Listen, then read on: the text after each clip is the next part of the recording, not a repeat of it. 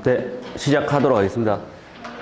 지금 이제 두 번째 시간에 이제 그 사회적 경제에 대한 이해와 정책에 대해서 좀 설명을 드리겠습니다. 지금 이제 창업하시게 되면 사회적 경제에 관련된 일을 하실 거고, 그러니까 기본적으로 사회적 경제를 이해하셔야 되고, 그러면 이게 이제 사회적 경제를 육성하는 이유와 정책적인 목적들을 좀 이해를 해 주셔야 진행을 될 것 같으니까 이 부분들에 대해서 설명을 드리겠습니다. 그래서 사회적 경제를 돕는 윤리적 소비 시장, 공공기관 우선구매 정책 안내서에 대한 부분들로 해서 사회적 경제에 대한 전반적인 설명을 드리도록 하겠습니다. 지금 사회적 경제에 대한 개요입니다.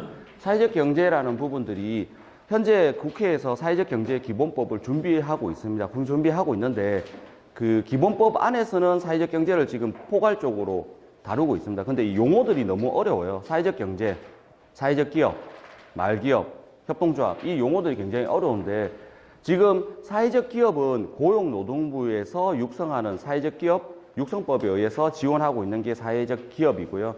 지금 말기업은 행정안전부에서 지원하고 있는 말기업 육성 정책입니다. 그리고 협동조합은 기획재정부에서 운영하고 있는 협동조합 기본법에 의해서 지원되고 있는 정책인데 이것들이 개별적으로 개별 법령과 지원 정책에서 유형들로 지원하다 보니까 각 파트별로 육성되고 있었고요. 이게 이제 시너지 효과와 체계적인 관리를 하기 위해서 현재 기획재정부에서 사회적 경제 기본법으로 해서 이들 조직들을 다 아울러서 지원하는 정책들을 만들고 있고, 그래서 이 용어들을 사회적 경제라는 부분들로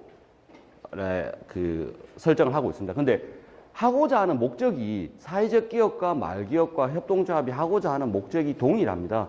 이제 사회적 경제가 추구하는 목적이 지역 공동체, 지역 주민들이 자발적으로 생산하는 비즈니스 행위를 전반적으로 사회적 경제라고 부르고 있습니다. 그래서 추구하는 목적이 다 똑같고 앞으로 현행 법령에서는 사회적 경제로 계속 육성하고 활성화하려고 하고 있습니다. 그러면 우리 지금 경상북도 내의 사회적 경제의 현황을 살펴보겠습니다. 현재 2017년 9월 기준으로 사회적 기업은 206개가 있고요. 말기업은 116개가 있습니다. 그리고 협동조합은 525개가 있습니다. 근데 살펴보시면 포항시하고 안동시하고 구미시하고 경주시에 인구 분포도가 높은 지역일수록 사회적 경제 조직이 많다는 얘기고요.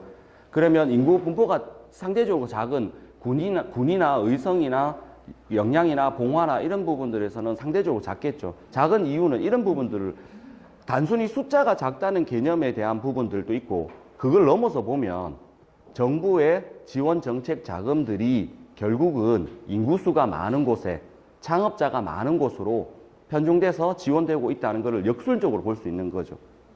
그러면 다시 얘기하면 뭐겠습니까? 군 단위 지역에서는 창업을 할 수 있는 인적 자원들이 부족하다는 얘기인 거죠. 그런 부분들이 이제 현실적으로 나타나고 있는 부분들입니다. 그러면 현재 사회적 경제가 가지고 있는 매출 규모들을 살펴보면 사회적 기업은 1개소당 평균 10억 원 정도의 매출을 달성하고 있습니다. 말기업은 평균 9,400만 원, 협동조합은 9,500만 원 정도 지원되고 있다고 얘기하면 이런 얘기죠. 상대적으로 사회적 경제 안에서 사회적 기업이 차지하는 비율이 상대적으로 상당히 높다는 얘기입니다. 그러면 이래 됩니다. 잘못 오인하면 사회적 경제 이꼬르 사회적 기업이 될 수가 있는데 그런 건 아니지만 실질적으로 현장에서는 사회적 경제를 대표적으로 수행하고 있는 조직이 사회적 기업일 수밖에 없다는 얘기가 됩니다. 그러면 이제 고용의 규모를 보면 이게 지원 정책의 유형이 확 달라집니다. 보시면 사회적 기업은 기업 1인당 평균 고용이 12명 정도가 됩니다.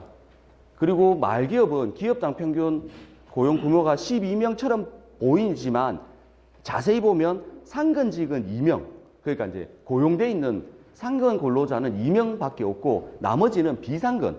비상근이라는 얘기하면 어떻게 얘기되냐면 조합원이거나 회원이지 근로자가 아니라는 얘기가 되겠죠. 그리고 협동조합에서는 평균 5명 정도를 고용하고 있습니다. 그러면 사회적 기업은 직접적으로 인건비를 지원해 주니까 고용에 대한 비율이 상대적으로 높습니다. 그러면 어떻게 했습니까? 고용노동부에서 지원하는 사회적 기업의 지원 정책은 직접적인 인건비 지원 성격이 강하구나라는 것을 여기서 볼 수 있는 거고요.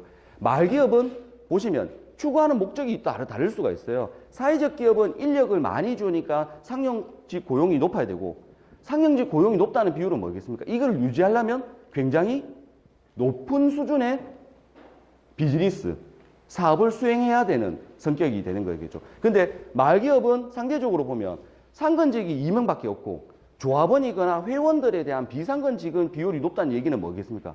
이 조직이 추구하는 목적은 고용에 대한 문제보다 지역사회의 다양한 문제, 지역사회의 이런 거죠. 한 지역의 농촌 지역에서 농민들의 소득 보전이거나 조합원들의 소득 보전을 추구하는 조직이라는 거예요. 그러니까 대단히 높은 비즈니스 수준이 요구되는 게 아니라 어떤 지역이 공동적인 주제로 잘 살아갈 수 있는 정책을 만드는 부분들이 말기업이 추구하는 목적입니다. 그래서 말기업은 지원 자금이 1년 차에 5천만 원, 2년 차에 2천만 원에서 3천만 원. 그래서 총 8천만 원의 사업비 지원이 됩니다. 그러니까 상대적으로 그 지역에 어떤 특화되어 있는 문제 해결에 대한 기반이 되고요. 협동조합은 아쉽지만 직접적인 지원 정책은 없어요. 단 소상공인 협업화 지원 사업이라고 해서 이제 5인 미만의 그 근로자 수 5인에서 10인 미만의 개인 사업자가 5명이 모여서 협동조합을 만들면 협업화 지원 사업이라 해서 공간과 브랜드와 물품을 구매할 수 있는 협업화 지원 사업이 1억에서 2억 정도 지원해주는 이 사업이 직접적인 지원 사업 외에는 상대적으로 없습니다. 그런데 이제 이런 거죠. 사회적 기업을 지원받기 위해서 혹은 말기업을 지원받기 위해서 법인을 협동조합으로 만들어서 이쪽에 지원받는 유형들이 더 많죠. 그래서 그런 기업의 고용과 그 규모를 보면 지원 정책의 방향이 다르다는 것을 살펴볼 수가 있습니다. 그러면 경상북도의 사회적 기업 종합상사 협동조합이 설립되게 된 이유를 좀 배경을 말씀드리겠습니다.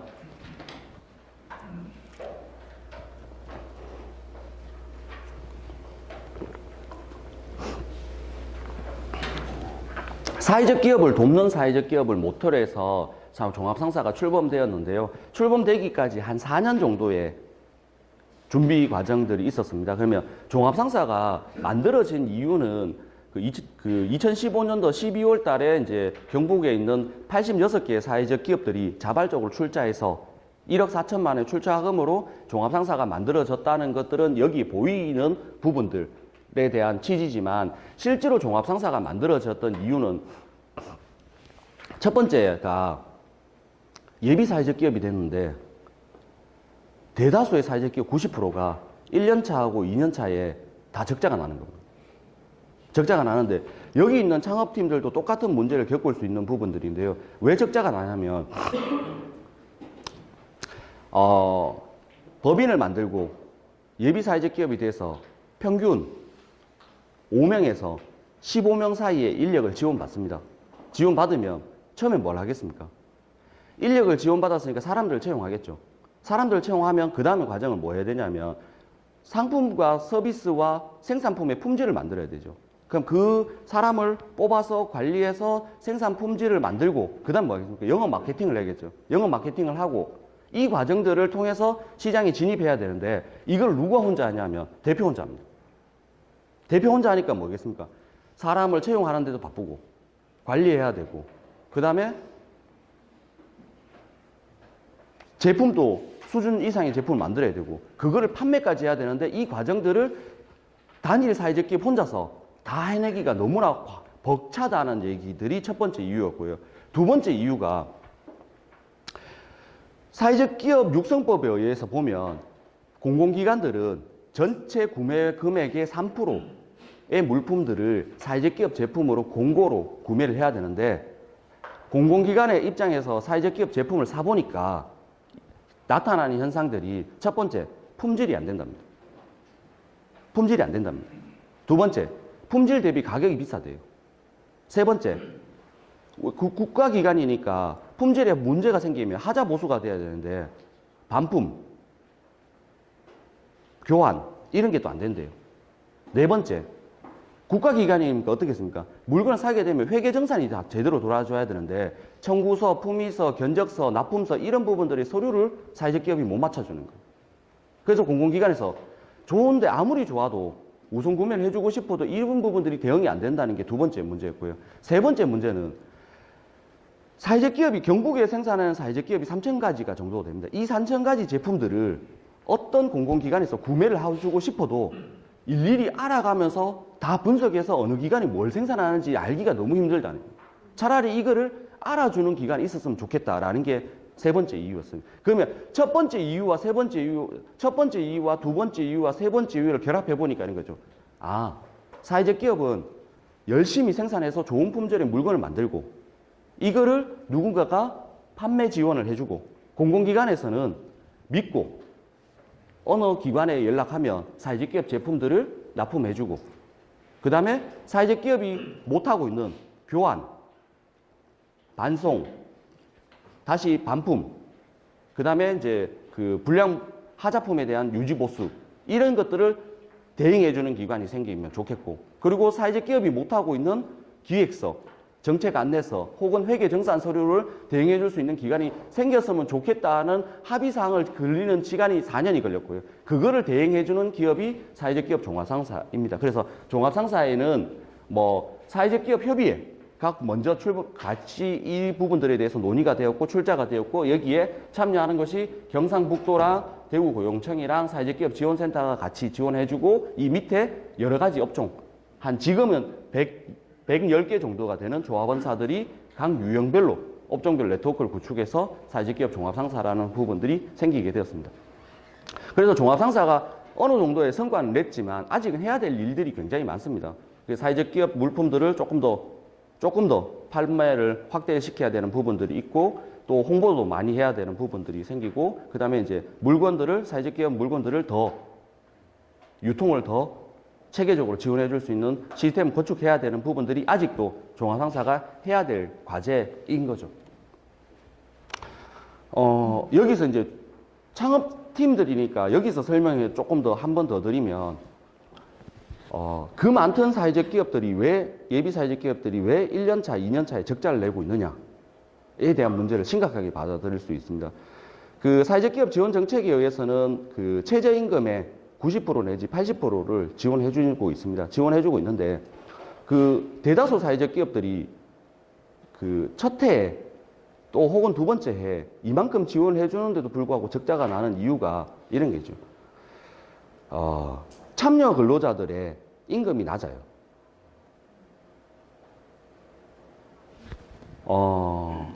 상대적으로 참여 근로자들의 임금이 낮다는 얘기는 그런 얘기죠. 최저임금을 주면서 많은 일들을 직원들이 해주기를 희망하는 부분. 그래서 첫 해년도에 살펴보면 퇴직률이 70%입니다. 자, 퇴직률이 70%라는 얘기는 뭐겠습니까? 이 직원을 채용해서 10명을 채용했는데 7명이 나가요. 그럼 저희가 10명을 채용해서 분명히 품질 향상을 위해서 가르쳤을 거 아니에요. 가르쳤는데 7명이 나가요. 또 채용해요. 또 가르쳐요. 또 나가요. 또 채용해요. 가르쳐요. 이 일을 2년 동안 반복하고 있습니다. 그럼 품질이 나오겠습니까? 그러니까 품질이 안 나와요. 이 과정들을 굉장히 그러니까 법인임에도 불구하고 소상공인처럼 이 사업을 운영하고 있습니다. 그러니까 높은 성장률을 하기 위해서는 어느 정도의 임금에 대한 근로자에 대한 그 인적 자원을 확보하는 게 사업의 핵심인데 불구하고 대다수 사회적 기업들이 초기에 겪는 부분들이 최저임금으로 최고 효과성을 내고 싶은데 이 부분들이 잘 안 되는 거예요. 이 부분들에 대한 부분들이 조금 더 보완이 돼야 될 문제고 선생님들이 창업해서 팀을 꾸리게 되면 저는 볼 때 기업의 제일 큰 강점은 인적 자원 확보라고 봅니다. 자, 어느 누구는 회계를 전담할 수 있어야 되고요. 회계나 행정을 총괄할 수 있어야 됩니다. 그래서 대표가 하지 못하는 인사 노무에 대해서 근로기준법과 세법을 준수할 수 있는 체계를 관리를 할 수 있는 사람이 한 분 있어야 되고 그리고 우리가 하는 업종에 총괄적으로 관리할 수 있는 전문가가 한 명 돌아줘야겠죠. 세 번째는 이 근로자들에 대한 복리, 최소한 지역에서 평균 이상에 대한 복리를 유지할 수 있는 사업성을 가져야 되겠죠. 사회적 기업 현장 방문해 봤을 때 안 되는 사회적 기업이 이런 부분입니다. 분명히 근로자들은 10명 있어요. 10명 있는데 얘기를 해보면 이 근로자가 권한이 하나도 없는 겁니다. 이런 겁니다. 이거는 대표님이 없으면 안 됩니다. 이거는 대표님이 없으면 안 됩니다. 그럼 역으로 얘기하면 이런 거죠. 이 조직은 대표자가 다 해요.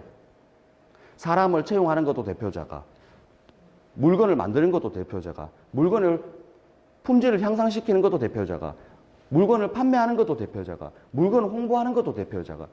그 대표자가 모든 권한을 가지고 있지만 역으로 얘기하면 10명의 근로자들이 놀고 있죠. 권한이 없으니까. 그러니까 조직을 잘 구성하는 게 중요한 얘기가. 직원들이 각 직급과 체계에 맞춰서 어느 생산량을 유지할 수 있는 권한과 책임을 잘 부여하는 것들이 필요하겠죠. 그러니까 이렇게 생각하시면 되는 거죠. 우리 회사에서 이직률이 연 평균 20%가 넘어가면 우리 회사는 심각한 문제가 있는 거예요. 왜? 노동 숙련성과 제품 숙련성과 이거에 대한 부분들이 전혀 안 되는 회사. 앞으로 성장 가능성이 더딘 회사가 되겠죠. 그런 부분들을 잘 살펴보실 필요가 있습니다.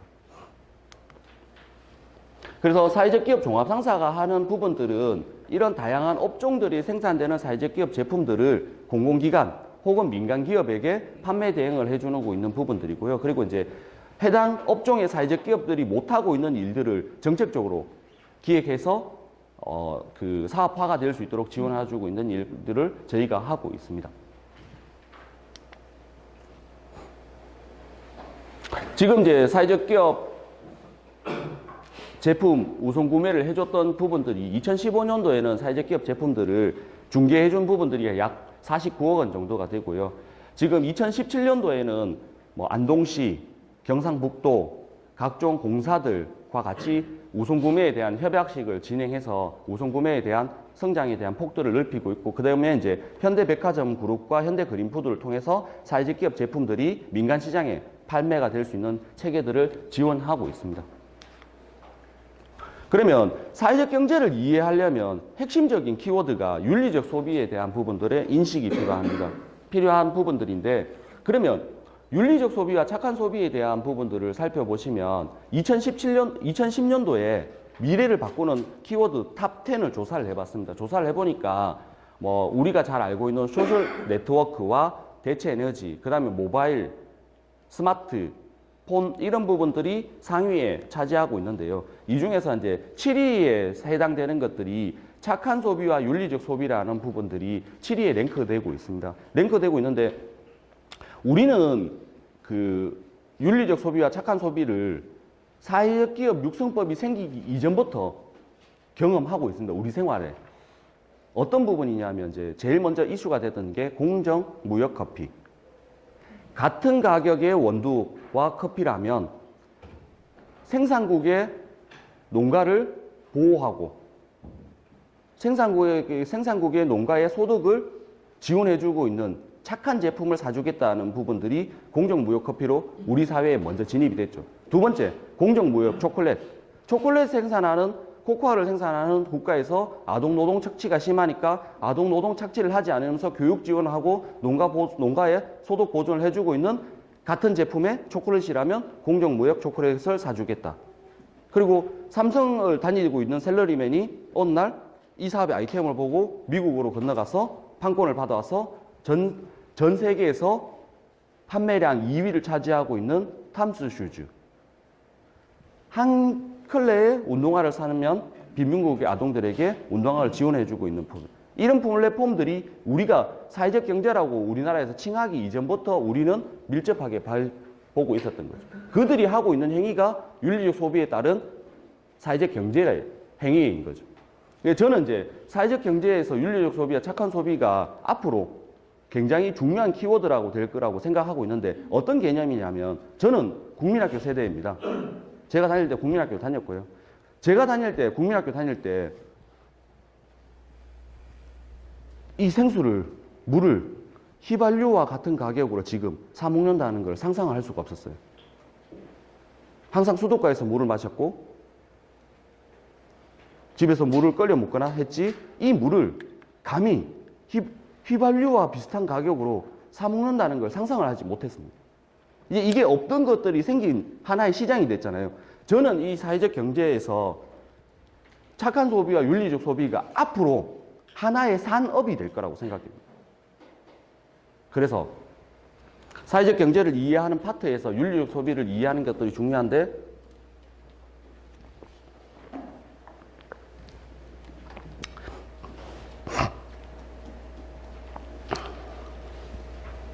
이게 이제 경주시의 이제 관광객들을 조사했는 거지만 이게 이제 제주도의 관광객을 조사해도 비슷한 사례로 나타나는 부분들입니다.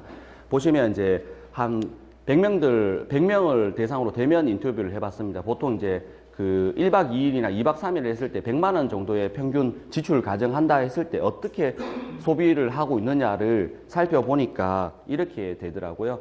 교통비, 비행기를 타든지 그 주유를 하든지 해서 교통비가 20만 원 정도, 20% 정도 소요되고요. 숙박은 요즘 전부 다 콘도 아니면 호텔에서 숙박을 합니다. 숙박 비용이 30%가 차지하고요.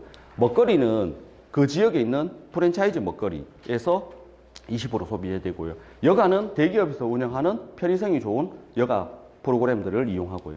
실제로 이제 이 관광객들이 소요되는 비용들은 우리 이 지역에서 유명한 문화유적지 한 3-4곳의 입장료와 이 지역에서 맛있다고 평가되어 있는 음식점의 한두 군데의 음식점을 지출합니다. 그러면 실제로 쓰는 비용은 10% 정도가 지역에 쓰이겠죠. 그 나머지 비용들 90% 정도는 전부 다 돈이 외부로 유출되고 있는 상태인 거죠. 이런 상태에서 이제 관광산업에서의 어떤 특정 지역의 관광산업에서 한계를 경주에서 봤지만 이게 이제 다른 관광지에도 똑같이 생기고 있는 부분들인데 이런 거죠. 예전에 경주는 가만히 있어도 돈이 벌어지는 지역이었습니다. 왜냐하면 수학여행의 메카. 모든 수학여행은 경주로 왔고 신혼여행의 메카. 우리 아버지 세대들이나 삼촌 세대들의 신혼여행은 경주. 그러면 가만히 있어도 돈을 벌고 있는 시대였죠. 근데 거기에서 이런 인식이 생겼죠. 관광지의 음식점과 숙박시설은 바가지가 심하고 비싸다. 불친절하다 인식이 생겼습니다. 그 인식에 파고들었던 게 뭡니까? 대기업 프랜차이즈가 규격화해서 들어오는 거죠. 좀 더 깨끗하고 좀 더 서비스가 좋으면서 가격은 정찰제되어 있는 이렇게 해서 프랜차이즈가 진입하게 되죠. 그러니까 프랜차이즈가 진입하니까 이렇게 됩니다. 실제로 경주의 상가에 개인 상가들은 다 비워졌고 이 개인 상가를 대체하는 것은 프랜차이즈 상점들이 생긴 거죠. 그래서 실제로 지금 저희가 경주에 다 찍었는데 예전에 찍은 사진보다 지금 더 심각하죠. 거의 개인 상점이 거의 사라졌습니다. 90% 이상이 프랜차이즈 시스템으로 구축됐습니다. 경주에 있는 보문 관광단지에 스타벅스 커피 매장이 3군데가 있습니다. 경주 보문에 있는 스타벅스 매장이 전국 스타벅스 매출액 1위를 하고 있죠. 자, 똑같은 얘기, 누구가 잘못됐다는 얘기가 아니라 우리가 다시 제주도에 여행을 가거나 경주에 여행을 가도 우리는 이러한 소비 패턴을 똑같이 따라갈 거예요. 그럼 뭐가 잘못됐냐면 이런 거죠. 사회적 경제를 육성한다는 개념이 이거였어요.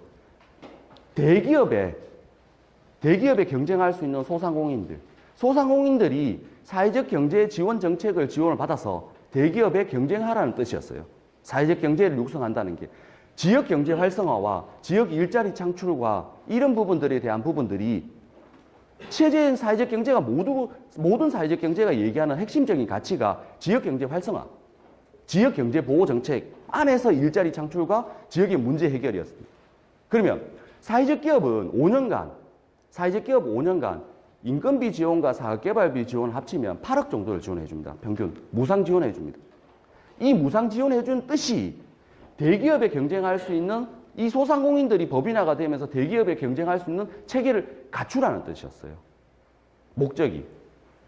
그러면 이런 거죠. 경주시가 한 해 관광산업을 위해서 육성하는 예산이 400억 원입니다. 400억 원을 쏟아서 누구에게 돈을 주고 있습니까? 대기업에게 돈을 주고 있는 거예요. 근데 이게 대기업이 늘어나고 있는 문제보다 더 심각한 것들이 전반적인 관광산업뿐만 아니라 전반적인 산업에서 우리가 쓰고 있는 지역경제 활성화 정책에 쓰고 있는 각종의 정책 자금들이 지역을 이롭게 하는 게 아니라 대기업을 이롭게 하고 있는 거예요. 이 문제 제기를 할 수 있는 지역 리더들이 부족한 거예요. 그 부분들이 거죠. 그래서 사회적 경제가 추구하는 게 각 업종에서 그 지역에서 지역 경제를 보호할 수 있는, 선순환할 수 있는 비즈니스 모델을 만들라는 얘기가 사회적 경제에 지원하는 핵심적인 문제인 겁니다. 그러면 앞에 살펴보셨지만 90%의 돈이 외부로 유출되면 90%의 돈이 외부로 유출되면 어떤 문제가 생기겠습니까? 90%의 돈이 외부로 유출되면 어떤 문제가 생기겠습니까? 청년들의 일자리가 늘어나지 않겠죠. 청년들의 일자리가 늘어나지 않는다는 것은 역술적으로 얘기하면 노동 생산력이 있는, 잠재력이 있는 청년들이 전부 다 밖으로 나가야 된다는 얘기예요. 밖으로 나가게 되니까 어떤 문제가 생깁니까? 중앙일보에서 제출한 자금 유출과 인구 감소에 대한 문제에서 앞으로 소멸될 고소멸 위험 지구에 대한 자치단체들이 생기고 있는 거죠. 특히 많은 곳이 경북이죠.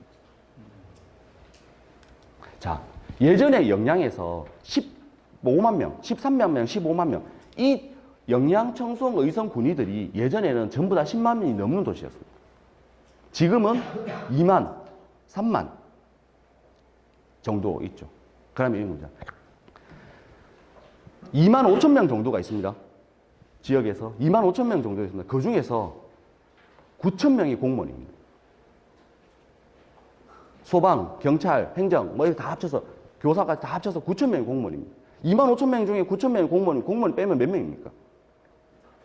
만 몇천 명이죠. 그 만 몇천 명이 65세 이상이에요. 지금 이걸 우리가 당면하고 있는 심각한 문제입니다. 이 수치대로 보면 이런 거죠. 사회적 경제 조직이 없다는 얘기들도 앞에 표현해봤던 사회적 경제 조직이 없다는 얘기도 뭐 얘기겠습니까?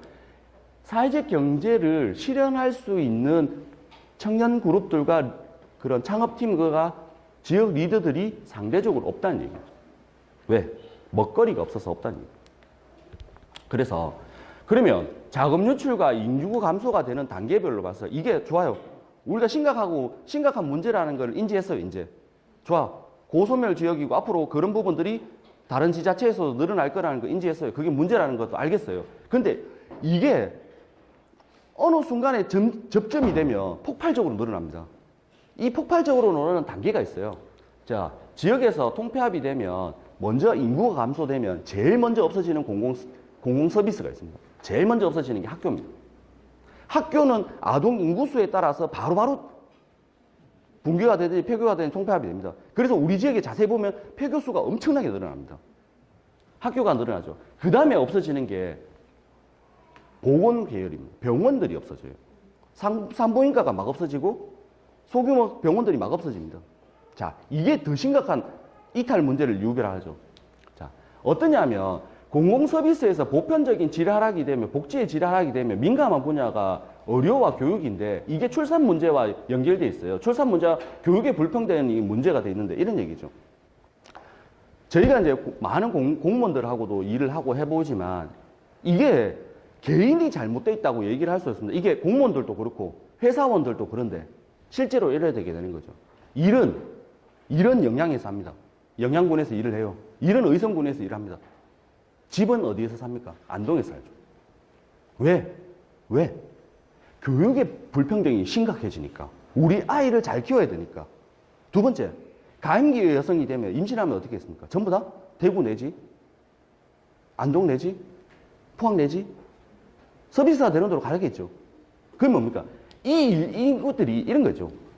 우리 아이를 키우는 관점에서 교육의 불평등과 의료의 불평등을 해주면 왠지 잘못됐다는 인식들이 생겨요. 그래서 다수의 생계는 이쪽에서 하면서 생활권을 옮기는 경우가 심각해지죠. 그러면 그 아이들이 다시 오겠습니까? 영원히 안 오죠. 그럼 어떻습니까?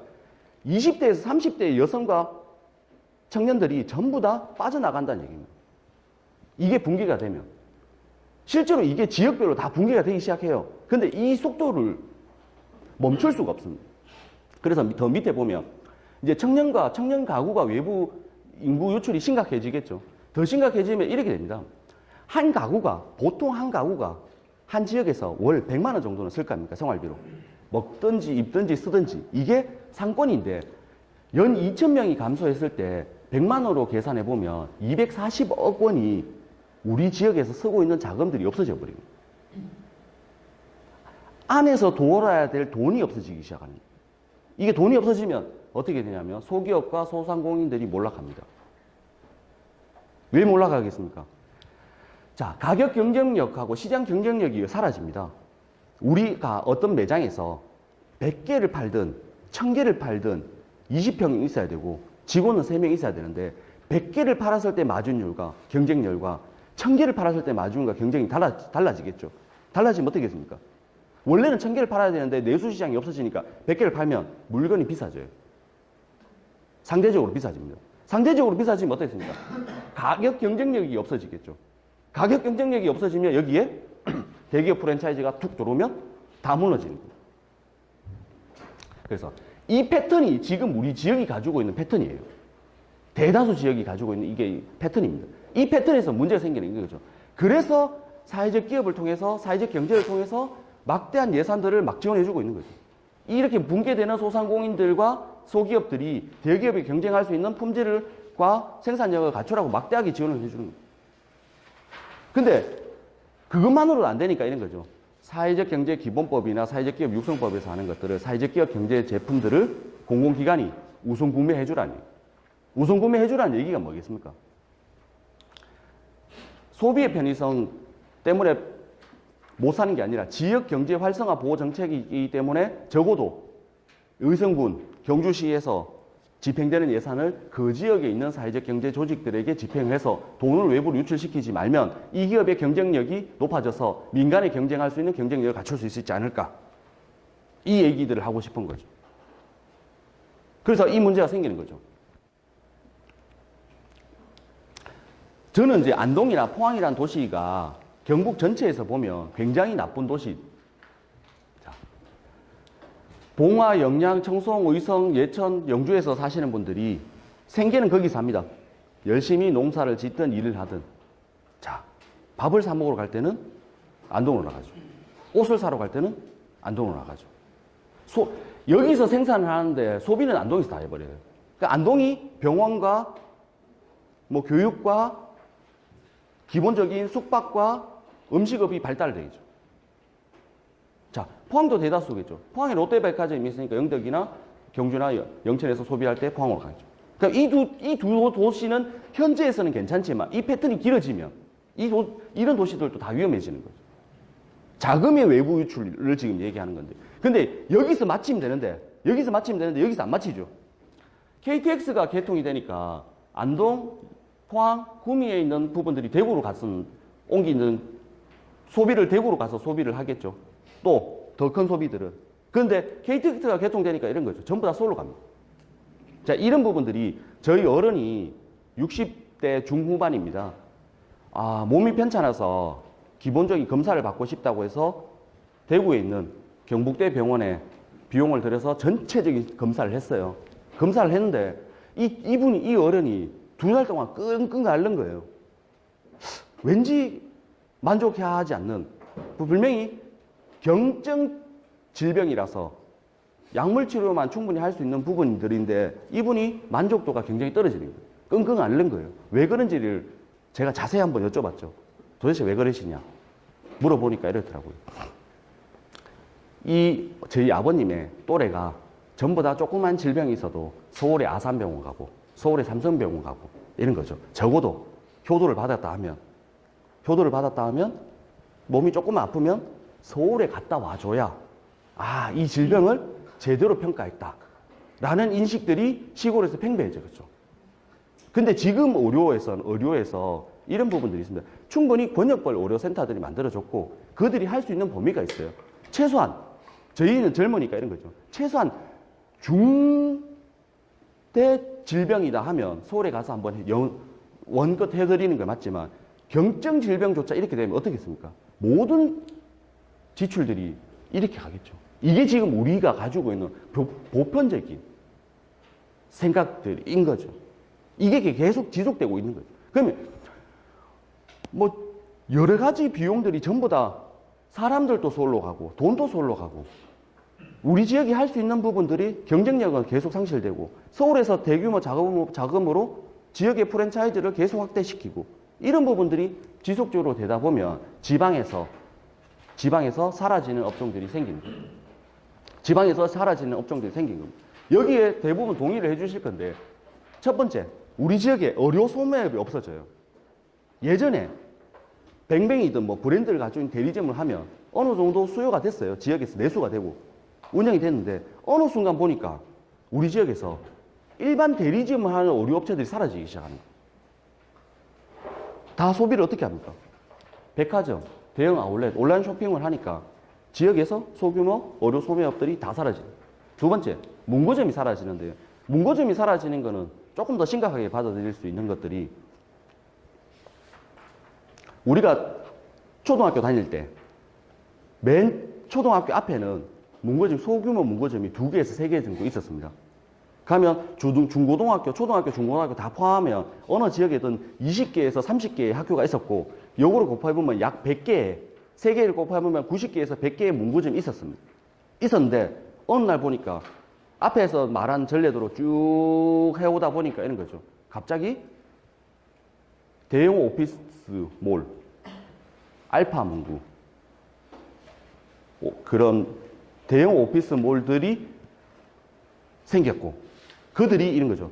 한 개에서 3개 정도가 100개의 소상공인들이 벌어먹고 있던 것들을 대기업 프랜차이즈가 3개 정도가 이 상권을 다 잡아먹어버려요. 근데 우리가 문제 제기를 아무도 안 해요. 이 문제 제기를. 정리 얘기하면 100명이 벌어먹고 있었고 그 100명의 자식들이 같이 살고 있던 상권들이 어느 날 다 없어지고 1명 내지 3명이 그 상권을 다 독점하고 있고 그 상권의 독점에서도 마진의 20% 정도, 25% 정도가 수수료로 다 떼이는 구조를 가지고 있는데도 우리는 편의성 때문에 구매의 편의성 때문에 아무도 그 얘기를 하지 않는 거죠. 지금 그거보다 더 무서운 게 이거죠. 대기업 반열에 간이 많이 하고 있지만 다이소가 더 무섭죠. 지금 그 오피스몰을 잡아먹는 게 또 다이소입니다. 다이소가 3천 건물씩 막 올리고 있죠. 근데 그 수수료를 다 떼갈 거 아니에요. 이런 얘기죠. 한두 명을 그 지역에서 잘 벌어먹게 만들 수 있었으나 그걸 만들면서 100명, 200명의 상권을 없애버리고 그 구매를 통해서 30%나 20, 30%의 막 수수료가 외부로 빠져나가고 있는 것들에 대한 문제가 더 심각한데 누구도 그 얘기를 하지 않죠. 그러면 저한테 만일 자금이 있다. 자금이 있으면 의성이나 영양이나 군이나 이런 데 가서 2천 건물에 다 있어. 건물을 지어가 입점해버리면 지금 당장이라도 누구도 돈을 벌 수 있는 구조입니다. 왜? 다 없어져 버릴 거니까요. 그만큼 이제 지역에 있는 경제 구조들이 굉장히 취약해지는 거예요. 그 다음에 없어지는 게 식당입니다. 소규모 식당들은 없어지고 프랜차이즈로 되는 롯데리아 혹은 프랜차이즈 가맹점이 되어 있는 편의성 있는 식당들만 살아남기 시작하죠. 그 다음에 없어지는 게 도시락 식품 제조업종. 심각하게 없어집니다. 이거는. 지역에 경상북도에 축제가 200개가 있답니다. 경상북도 전역에 축제가 200개가 있답니다. 그 200개를 하기 위해서는 도시락은 중소기업 적합업종이라서 제조업 등록이 돼야 돼요. 근데 우리 지역에는 제가 알고 있는 군 단위에서 도시락 제조를 내는 업체가 없습니다. 시 단위에 몇 개가 있고 그 시 단위에 몇 개도 사회적 기업이 있는데 사라지고 있는 데가 더 많아요. 분명히 시장은 계속 유지되고 있는데 이거에 따라 사라지고 있죠. 그 누군가가 외부에서 유입되고 있다는 얘기예요. 그리고 이제 디자인 행사 기획인데 여기 농업 관련된 전문가들, 농업 관련된 창업자들도 있지만 이 얘기죠. 농업기술센터하고 농림부에서 농산물 포장재 개발과 지원에 대한 예산들을 막대하게 쏟고 있습니다. 막대하게 지역에 쏟고 있어요. 근데 제조사가 누구냐? 대구나 서울 업체들이. 왜 그렇게 되느냐? 시각 디자이너들이 전부 다 지역에서 임금이 안 좋다 보니까 전부 다 어디 갔습니까? 대구, 서울로 갔어요. 디자인을 좀 한다는 업체들이, 기획사들이나 디자인 업체들이 전부 다 서울, 대구로 가 있습니다. 우리 지역에는 찾아볼 수가 없어요. 1인 기업, 1인 디자인 회사, 기획사밖에 없죠. 그들이 농산물 패키지 전체를 개발할 수 있는 경쟁력이 없어요. 공장과 직거래를 하고 원가를 낮추고 그럼 어떻습니까? 우리가 농림부에서 막 쏟는 예산들이 다 어디 가겠습니까? 다 어디 가겠어요? 대구나 서울로 가죠. 지금 우리 지역에서 각 부처가 쏟고 있는 예산과 소비에 대한 부분들이 외부로 쏟고 있는 부분들이 다양하게 나타나는 부분이죠. 그 다음에 이제 이런 거죠. 나들 가게와 비슷하게 있었던 동네 전방들, 각 읍면리에 있었던 구판장, 공판장, 소규모 슈퍼들이 어느 날 순간부터 다 사라지죠. 다 사라집니다. 그 사라진 자리에 갑자기 편의점이 뚝 들어오죠. 편의점이 들어오죠.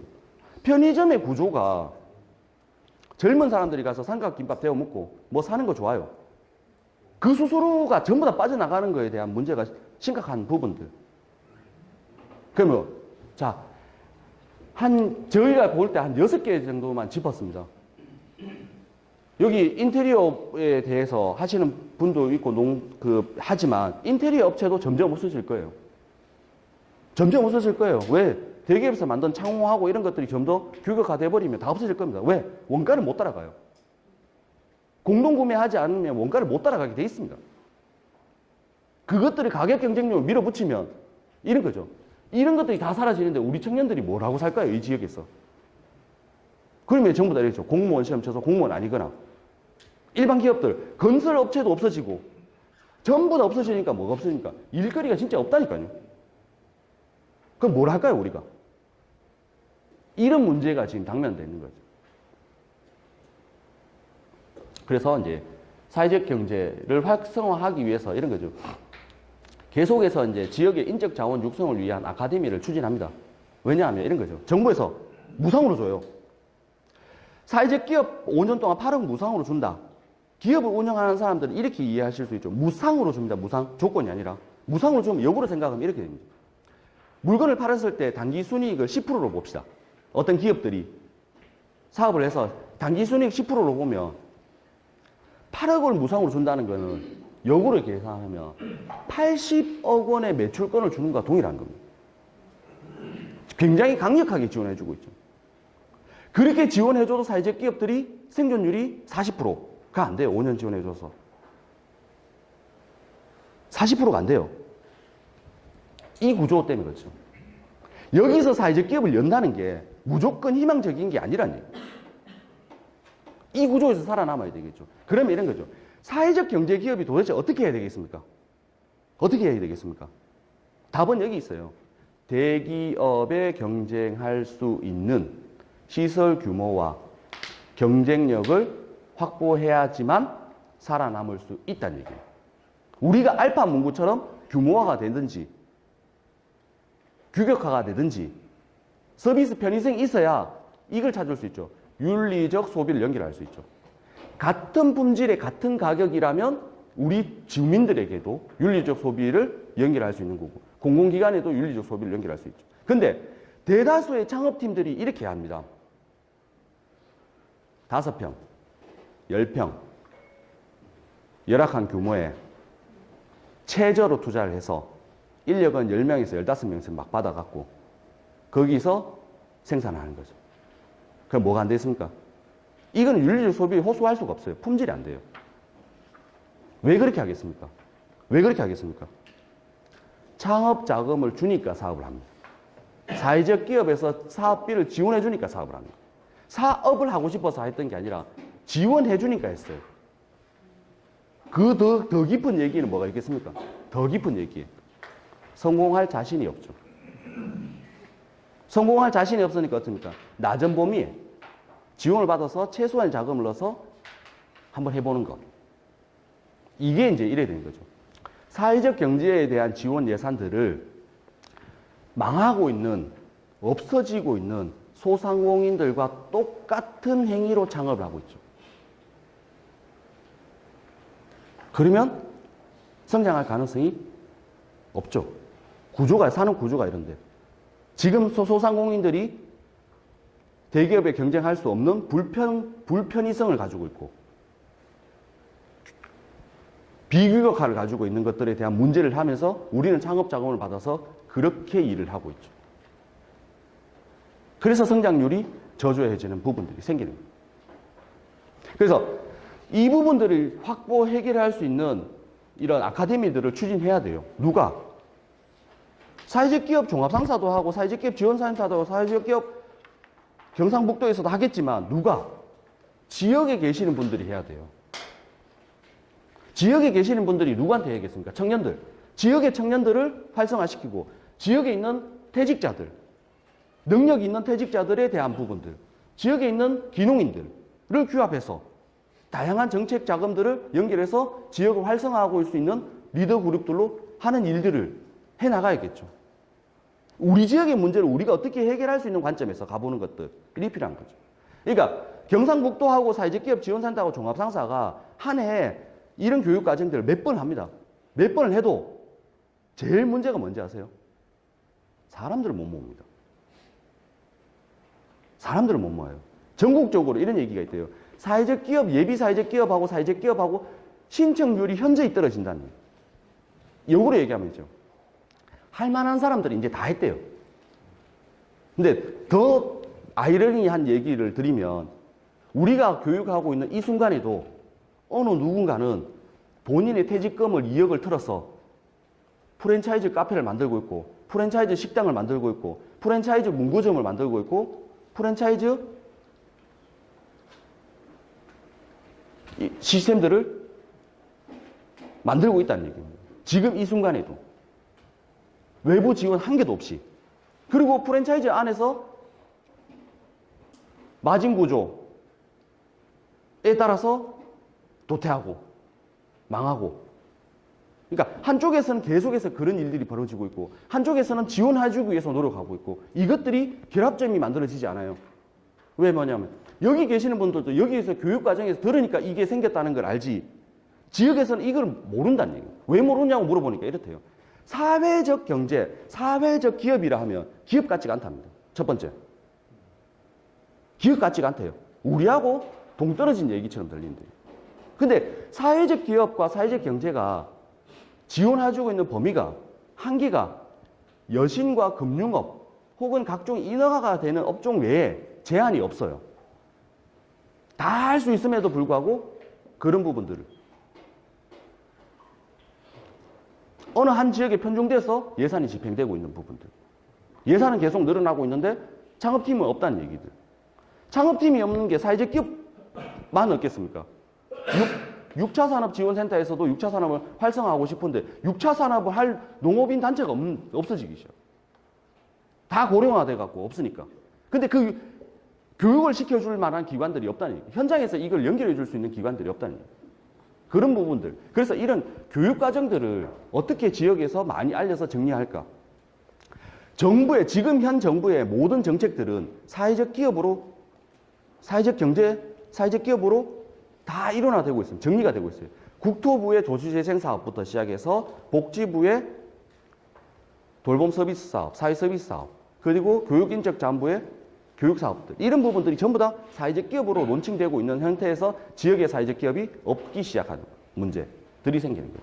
그래서 우리가 지금 얘기하는 것들 이 창업 지원 사업의 목적은 이거였어요. 어차피 이 교육은 와서 할 거고 두 번째는 이거예요. 지역 특화된 모델들을 만들고 싶었습니다. 실패하지 않는 창업 모델들을 사회적 경제과에서 직접 한번 육성해 보고 싶었던 부분이죠. 그래서 지역에 이제 특화되어 있는 인적, 물적 자원을 활용한 모델들을 사회적 기업화 만들고 그리고 이 모델들을 각 부처별 지역 경제 활성화 정책에 연결해서 좀 우수한 사회적 기업, 사회적 경제 모델로 만들고 싶은 것들이 지금 이 사업에서 해보고 싶은 목적이었죠. 그래서 이제 창업 지원 사업 강화하는 것들이 그런 얘기들이죠. 대형 자본에 경쟁할 수 있는 중견 기업을 만들려면 뭐가 있어야 되냐면 시설이 있어야 돼요. 시설에 대한 확대가 있어요. 편의성이 높아야 됩니다. 윤리적 소비를 하지만 편의성이 떨어지면 윤리적 소비가 연결이 안 되는 겁니다. 적어도 대기업 프랜차이즈에 준하는 편의성을 제공해주면서 윤리적 소비를 연결해 나가는 게 필요하다. 그래서 이제 무상 지원 정책 자금도 필요하고요. 무상 지원 정책 자금도 필요하고 저리로 받을 수 있는 시설 정책 자금도 필요한 것 동시에 그런 부분들을 연결해 주는 거고 그러면 1, 2, 3번이 되면 이제 판로를 지원해 주는 것들. 지금 이게 이제 우리 종합상사와 도가 생각하고 있는 것들이 어떻게 하면 안정적인 생산물이면 이것들을 어떻게든 판로를 확대해 보는.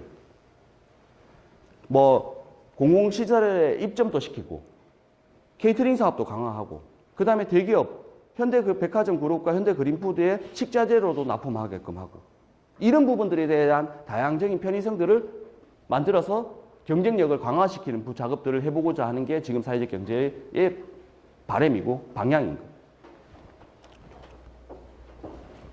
고지선 사업들이 있고요. 그 다음에 지금 저희 여기 계시는 부분들이 참여하시게 되는 공동체 기반된 일자리 창출에 대한 창업 지원 사업이라든지 관련된 일에 그 교육 사업 이런 부분들을 지금 경상북도에서는 계속 인재 발굴과 육성이라는 취지로 창업팀을 선정하는 것도 지역 리더를 육성하기 위한 취지입니다. 이 모델들이 해당 지역에서 많은 사회적 경제를 육성할 수 있는 기반이 됐으면 좋겠다. 리더가 됐으면 좋겠다는 관점과 더불어서 각종 지원 정책들을 지원하고 있죠. 그리고 이제 사회적 경제 창업 지원 정책 중에 하나가 이제 도정 국정 연계 사업입니다. 이제 저희가 이제 2017년 11월 달에 이제 사회적 경제 활성화 정책이 기획재정부에서 발표가 되면서 지역 경제를 활성화시키는 모든 정책에 이제 사회적 기업이라는 사회적 경제라는 부분들이 붙기 시작했어요. 그래서 보시면 그 청소년, 중고등학생에게 사회적 경제 교육과 인식 개선 사업이 교육인적자원부에서 이 사업이 필수 교육과정으로 등록됩니다. 즉 뭐냐면 이 얘기가 왜 등록이 되겠어요? 등록된다는 이유들이 이런 거죠. 앞으로 사회적 경제가 크기 위해서는 윤리적 소비에 대한 부분들이 보편적인 교육이 돼서 이 청소년들이 성장해서 시장에 나왔을 때 자연스럽게 사회적 경제를 활성화시킬 수 있는 기반이 되는 인프라가 되기 위한 부분들. 그래서 사회적 경제라는 개념 자체가 교육인적자원부의 필수 교육 과정으로 수록이 되는 부분들이죠. 이거를 조금 더 확대해서 얘기하면 유럽에서는 이런 교육 과정들 오래됐냐? 100년 됐죠. 사회적 경제라는 부분들이. 일본에서는 사회적 경제를 협동조합으로 론칭합니다. 론칭하는데 이 부분들이 60년 정도 됐죠. 자, 이 차이가 어떤 차이를 바로 부르냐면 이런 차이를 부릅니다. 우리는 지금 살시장을 개방한다고 하면 농민들이 어떻게 합니까? 농민들이 전부 다 죽는다고 얘기를 하죠. 이렇게 못 산다. 농업이 붕괴된다고 얘기합니다. 근데 제가 도시락 회사를 운영하고 있는 사회적 기업 운영하고 있을 때 봤을 때 실제로 살시장이 개방되면 살값이 막 떨어지니까 원가가 줄어드니까 실제로 농업이 붕괴될 가능성이 높아 보여요. 근데 가까운 나라 일본에서는 살시장을 개방해버립니다. 국가에서. 개방하는데 주민들과 지역 조직들이 가격이 산 수입산 쌀을 안 사 먹어요. 개방을 해도. 이게 뭐냐면 이런 거예요. 착한 소비와 윤리적 소비에 대한 인식들이 어릴 때부터 교육화가 돼 있는 겁니다. 근데 이게 여기에 핵심 맹점이 있어요. 사회적 경제가 개발된 게 유럽에서부터 100년이 됐다고 합니다. 근데 선진국들은 이미 지역경제 활성화라든지 이런 개념으로 해서 교육을 다 시켜놓고 WTO 국제무역이라는 규정을 만들어놔서 국가에서 사라 마라 하면 불법이 됩니다. 위법이 돼요. 근데 이거를 지역 조직을 통해서 교육을 시켜놓고 안 사는 건, 시민들이 안 사는 거는 위법이 아닌 거죠. 이 사회적 경제가 들어오는 부분들이 저는 보기에는 그런 생각이 드는 겁니다. 이미 OECD 가입 국가들에서 사회적 경제라는 것들이 새로운 시장으로 대두되고 있고 그게 지역경제 활성화 정책에 맞물려 있으면서 이게 인식교육, 윤리적 소비에 대한 인식교육을 시켜서 소비 패턴을 지역을 이롭게 하는 소비를 강화시키는 행위가 기반이 돼 있다고 보는 거예요. 근데 그거를 지금 우리가 억지로 하려니까 공공기관 우선구매라는 부분들을 법령으로 냈는 거지만 이게 이제 저변이 일반 시민부터 확실한 저변이 된다면 지역경제 활성화가 정책 보호에 대한 부분들이 확실히 강화할 거예요. 이게 이제 과정으로 있는 거예요. 교육인적자원부. 보시면 문화 인력을 사회적 경제 활성화로 하는 것들은 문화체육관광부에서 그렇게 되고 있고요. 그 다음에 돌봄 사업, 개인 사업자가 난립하고 있는 장기요양 사업이라든지 간병 사업이라든지 이런 사업들이 서비스 질이 떨어지니까 사회적 협동조합을 통해서 돌봄 사업을 확대한다는 것들이 보건복지부에서 지금 추진하고 있는 정책 방향들이고요. 그 다음에 예전에는 그 얘기가 없었어요. 전통시장 활성화 사업이 단순히 전통시장의 상인들을 활성화하는 관점에서 있었는데 이것들이 조금 더 확대돼서 전통시장 안에 사회적 경제 조직을 넣어서 활성화시키자. 라는 부분들로 활동, 그러니까 이런 부분들이 중소기업청. 그 다음에 이제 여성들의 사회적 경제 창업을 활대하는 부분들이 여성가족정책과실에서 생기는 부분들. 그러면 이제 우리 이 정권에서 가장 큰 핵심 중에 하나가 이런 얘기죠. 사회적 경제를 통한 도시재생, 활력증진사업. 국토교통부에서 낙후된 지역에 도심을 재생하는 사업들을 메인 사업으로 잡고 있습니다. 그러니까 빈집들과 낙후된 거리들을 도시재생을 통해서 주거를 개선하고 이 주거 공간을 1인 가정들과 저소득층들에게 보급을 하면서 그게 이제 도시재생에 그것만 있느냐. 식당도 있어야 되고, 카페도 있어야 되고, 그 다음에 문화공간도 있어야 되고, 그 다음에 서비스 관련된 부분들도 있어야 되고, 다양한 컨텐츠들이 들어와야 되는데, 이 컨텐츠들을 어떻게 채울까를 생각해 보니까 이런 얘기죠. 갑자기 어느 날 청년 창업자들이 몰려서 이게 안 된다는 얘기예요. 이 안에 이제 이런 거죠. 도시재생에 대한 사업들을 사회적 끝에는 누구를 통해서 하고자 하냐 하면 사회적 경제를 통해서 하고자 하는 거죠. 이제 이런 거죠.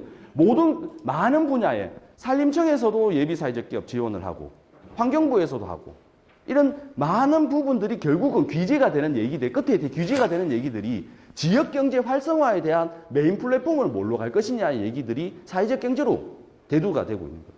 근데 우리가 경상북도 전역을 봤을 때 이거를 역할을 수행할 수 있는 의지가 있거나 능력이 있거나 역량이 있는 사회적 경제 숫자는 현재 없죠. 이게 이제 문제죠. 안 할 수가 없어요. 지금 국가적인 차원에서 사회적 경제를 육성 안 할 수가 없어요. 왜냐하면 지역경제 활성화 정책에서는 이게 최고니까. 당연한 최고는 문제니까요. 지역의 돈이 지역에서 손순환되고 밖으로 빠져나가지 않아야 청년들이 외부로 유입들을 줄일 수 있고 기농인들이나 퇴직자들을 통해서 사회적 경제를 계속 확대시키고 청년 확대를 해야지만 지역을 유지할 수 있는 최소한의 경제 단위를 구성할 수 있는 것. 이게 어느 부처가 되든지 간에 이 문제가 끝에는 사회적 경제를 걸고 있는 이유가 이런 부분들인 거죠. 그래서 경상북도에서도 다양한 이제 이런 지원 사업들을 연계를 하고 있죠. 그리고 우리가 하고 있는 일들을 지역에서 어떻게 성장시킬 건가에 대한 얘기들. 여기서 빠져있지만 농정과에서 사회적 기업을 육성한다는 얘기들. 여기서 빠져있지만 다른 부처에서 사회적 기업을 육성한다는 얘기들은 정말 많은 부분들이 이 부분들로 돼 있는 거죠.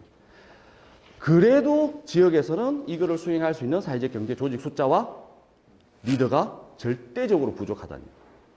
창업 자금이나 정책 자금이 없어서가 아니에요. 농정과에서 못 주고 불용시킬 수, 왜냐하면 유용하고 횡령하고 도용하는 사례가 너무 많아서 그거 걱정이 돼서 한쪽에서는 못 믿어서 못 주겠다. 돈은 이만큼 남아있고 한쪽에서는 도전이 어떤 사업들을 도전하고 싶은데 자금과 기회가 안 온다는 얘기들. 이 사이에 지금 돼 있는 거죠. 그러니까 이런 것들을 장기적인 플랜을 해서 어떻게 접근해서 지역을 이롭게 하면서 우리 공동체를 키우면서 정상적인 비즈니스 행위를 할 것인가에 대한 포커싱과 관점이만 충분히 도전이 된다면 누구든지 해볼 수 있는 일이죠. 저는 이런 얘기들을 들었을 때 굉장히 신선한 충격이었던 것들이 있습니다. 그러니까 경북대를 졸업한 학생이 자기의 꿈이 마을 이장이 꿈이래요. 오, 신선한 충격이에요.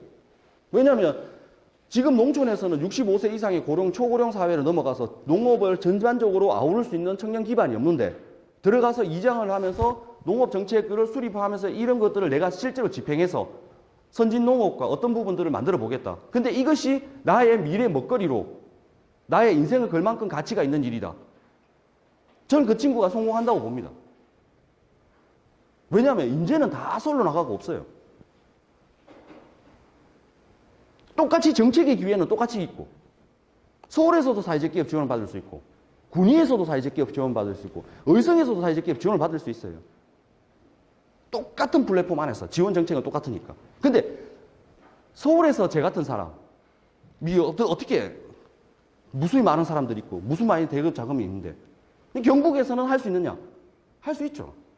그러니까 여러분들도 지금 충분히 그런 문제들을 해결할 수도 있고 성장시킬 수도 있고 만들어갈 수도 있는 부분들이라고 보는 거죠. 그래서 이제 이런 부분들이 이제 인재를 육성하고 관련된 여러 정책 자금들을 연결하고 그다음에 시장의 성장과 판매 촉진을 도우는 부분들은 지속적으로 SNS나 이런 부분들을 확대할 거고 우선 구매 제도를 확대할 거고 품질 보존에 대한 브랜드를 확대할 거고 박람회를 진행할 거고 이 부분들을 뭐 공공시장이 되든 일반 대기업이 되든 민간 시장이 되든 지속적인 판로의 성장 지원에 대한 부분들을 도청의 경상북도 사회적 경제과에서 해나가고 있는 거죠. 지금 우리가 지금 세계화 속에 이제 살고 있죠. 어느 날. 우리는 원하든 않든 원치 않든 어느 날 보니까 세계화 속에 살고 있어요. 그러니까 어느 지역에서 문제가 생겼는데 이 문제가 예측하지 않은 우리에게 생기는 일들이 비일비재하기 시작하는 거죠. 자, 우리나라가 2010년도에 LG전자하고 삼성전자가 가전제품을 세계 1위를 석권해버렸습니다. 석권해버리니까 일본에 있는 여러 가지 전자산업을 가지고 있던 공장들이 줄줄이 문이 닫겠죠. 대량 해고와 대량 실업들이 생기는 거예요. 그래서 이제 어떤 지자체나 어떤 특정 지역이 어떤 특정 산업에 편중된다는 것도 굉장히 무서운 얘기라요. 그러니까 어떤 지자체가 예기치 않게 폐업을 할 수도 있다는 거예요. 대량 실업을 감당하지 못할 만큼 그럴 수도 있다는 거예요. 그러니까 우리나라도 똑같은 얘기가 있어요. 우리나라 2000년도에 해운업이 1위였습니다. 그때 MBC 뉴스에서 이렇게 나왔어요. 거제도에는 지나가는 강아지도 10,000원짜리 한 장을 물고 다닌다. 지금 2010년 기점으로 해운업이 추락했어요. 그때 잘 될 때는 외부에서 해운업 종사자들이 막 몰리고 임금은 높고 뭐가 성공했습니까? 숙박, 그 다음에 주거, 이쪽이 산업이 확대되고 음식, 여가, 이 산업들이 전반적으로 거제도가 확대가 돼 있죠. 근데 해운업이 쑥 떨어지니까 어떻습니까?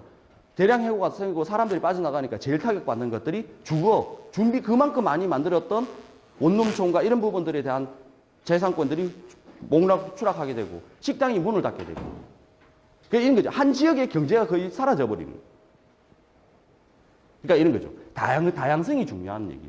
그래서 이제 이들이 유럽하고 선진국에서 사회적 경제의 목표가 100년이 됐다는 건데 이 100년의 목표가 이런 얘기입니다. 어떤 특정 지역에서 최소한 30%의 돈은 사회적 경제가 책임을 지면서 선순환시키면서 이 돈이 밖으로 나가지 않는다면 세계화 속에서 어느 정도의 지방자치의 경제권을 보호할 수 있는 부분들을 이미 OECD 가입 국가들은 사회적 경제라는 토도를 만들어놨다는 거예요.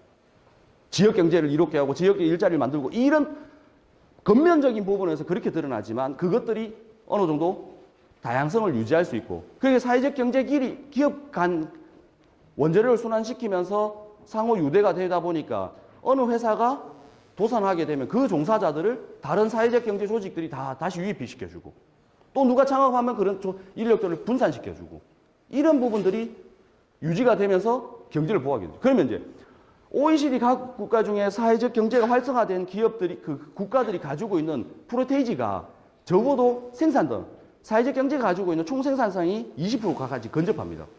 근데 지금 우리나라가 1.5% 정도 사회적 경제가 전체적으로 차지하는 생산성 1.5% 정도. 그럼 가야 할 길이 이 지금 현재보다 10배에서 20배 정도의 팽창력을 가져가야 됩니다. 근데 더 이상 지역에서 리더가 없다는 문제들을 우리가 같이 풀어나가야 될 문제인 거죠. 그럼 외국에서는 이런 부분들이 성공했죠. 선키스트, FC 바르셀로나가 사회적 경제 조직입니다. 실제로. 우리가 말하는 사회적 기업입니다. 그만큼 브랜딩과 모델화에 상징적인 의미를 가지고 있는 팀들을 육성 발굴했죠. 근데 우리는 지금 아직 이거를 대표할 수 있을 만큼에 대한 사회적 경제, 이것이 사회적 경제의 표본입니다라고 얘기할 수 있을 만큼에 대한 부분들이 아직 못하고 있는 거예요. 그런 부분들을 해야 되는 부분들. 이런 거죠. 앞으로도 성장성과 시장성에 대한 부분들이다. 그러면 사회적 경제 활성화의 목표가 이런 얘기예요. 경주시가 건강하면, 재정 자립도로 건강하면 경상북도가 건강하다는 관점이고, 경상북도가 건강하면 대한민국 건강한 거고, 대한민국이 건강하면 세계화 속에서 경쟁력을 가진다는 거예요. 지금 전체적인 얘기가 사회적 경제의 중소상공인들이 대기업에 경쟁할 수 있는 품질력과 경쟁력을 가지라는 게 막대한 지원의 목표였다면 이 목표의 끝은 이런 얘기들이죠. 이거를 얘기를 하고 싶은 거예요. 모든 부처가 하는 얘기들이. 그래서 사회적 경제에 들어가는 얘기들이 들어가는 용어가 딱 3가지가 공통적으로 들어갑니다. 지역의 인적 자원과 물적 자원을 이용한 주민 공동체, 민간 조직이 자발적으로 만드는 비즈니스 모델. 이게 핵심적인 얘기예요. 모든 사회적 경제 조직의 지원 정책에 통용되는 말이 이 단어들이에요. 그게 이 얘기들이 여기에 아우르고 있는 거죠. 그래서 이제 경상북도에서 생산되고 있는 사회적 경제 제품들이 뭐 사무용품, 토너, 뭐 소형 가정, 주방, 청소용품들도 있지만 소모품, 전자제품, 사무용품, 산업용품, 시설관리, 청소, 그 다음에 식품, 도시락, 급식, 각종 티백 차부터 시작해서 꿀부터 시작해서 살부터 시작해서 이런 농산물, 그 다음에 서비스, 돌봄과 체험과 공연과 이런 부분들, 그 다음에 이제 생활용품 이런 영역들까지 해서 약 3,000가지의 사회적 경제 제품들이 있는데도 불구하고 저희가 안동시하고 뭐 사회적 경제 협약을 하고 포항시도 얘기 중이지만 어떤 특정 지역에서 사회적 경제 기업 제품들을 구매할 만큼의 특정 지역의 제품이 나와 있느냐 안 나와 있어요. 그만큼 한 지역을 커버할 수 있을 만큼 생산량들도 안 나와 있는 거죠. 그래서 경북 전역에서 생산되고 있고 경북 전역에서 판매 납품을 되고 있는 부분. 아직도 취약한 못 만들고 있는 제품들이 더 많다는 얘기예요. 뭐 그래서 이제 그 시장 점유율이 전국 1위. 그러니까 생산량은 전국 1위, 시장 점유율은 3위. 한 30억 원대의 새싹을 생산하는 사회적 기업이 있고 농산물. 이 기업이 민간 최초 GAP. 사회적 기업인데 국가에서 GAP 시설이 만든 게 아니라 민간에서 스스로 인정을 받아서 GAP 시설을 만든. 여기가 부자마을 만들기 10억을 지원받아서 농림부의 예산 10억과 사회적 기업의 인건비 지원을 동시에 받아서 부처 간 결합사업으로 농림부에서는 시설만 지원해 주니까 유효되고 버려지는 시설들이 너무 많은 겁니다. 10년 동안 못 팔게 해요. 임대도 못하게 하고 팔지도 못하게 하고. 그러면 농림부에서 지원해주는 사업들이 특징들이 시설비입니까? 시설에 대한 한계가. 사회적 기업의 한계는 뭐겠습니까? 인건비만 지원해줘 보니까 시설이 너무 녹화되니까. 이거를 이제 영주시에서 전략적으로 부처 간에 같이 지원해 준 거예요. 이건 자본비, 이건 경상비니까. 그러니까 이건 좀 더 생산성을 유지할 수 있는 체계를 주는 이런 부분들이 사례. 이제 뭐 20지역에서 이제 체험과 공연 사업을 하는 곳. 그 다음에 이제 학교에 있는 그 청소 용역들을 수행하는 곳. 그 다음에 문화재를 활용해서 체험이나 숙박이나 교육 사업을 하는 곳. 그리고 지역 지명,